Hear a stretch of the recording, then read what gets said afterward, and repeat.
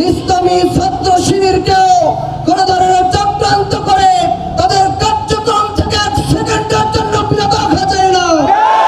ইসলামী ছাত্র শিবির 1977 সাল থেকে আজ পর্যন্ত প্রত্যেকটা মুহূর্তে সেটা প্রমাণ করে দেখিয়েছে। ছাত্রলীগকে আমরা হুঁশিয়ার করে দিতে চাই, এখনো পর্যন্ত তাদের কার্যক্রম আমরা কিছু কিছু ক্ষেত্রে স্পষ্ট দেখতে পাচ্ছি। আমরা স্পষ্ট করে দিতে চাই, যদি প্রশাসন তাদের কন্ট্রোল করতে ব্যর্থ হয়, সাধারণ শিক্ষার্থীরা কিন্তু ছাত্রলীগের পিঠের চামড়া তুলে দিবে। বাংলাদেশের ছাত্রলীগের কবর রচনা হবে। ছাত্রলীগের মতো কোন ছাত্র সংগঠনের কার্যক্রম বাংলাদেশে ন্যূনতম চলতে দেওয়া হবে না। আওয়ামী লীগের সকল ধরনের কার্যক্রম স্পষ্ট নিষিদ্ধ ঘোষণা করতে হবে।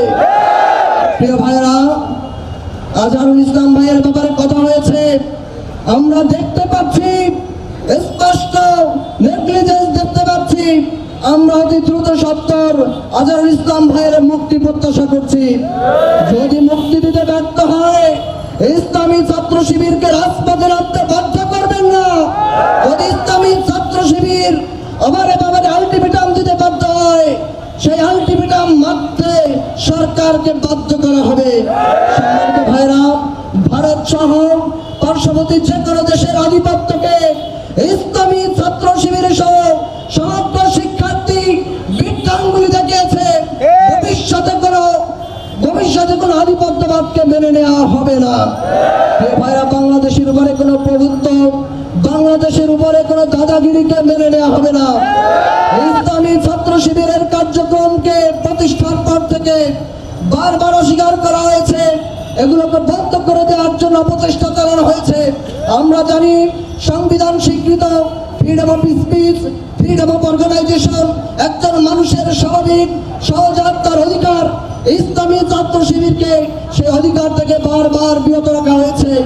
আমরা স্পষ্ট করে বলে দিতে চাই, সাধারণ শিক্ষার্থী, এদেশের অপার মানুষের প্রত্যাশা, তাদের বুঝ, আগামী দিন সুন্দর সমৃদ্ধ বাংলাদেশ গঠনে একমাত্র ইসলামী ছাত্র শিবির কেবল সামনের সারিতে থেকে ভূমিকা রাখতে পারে।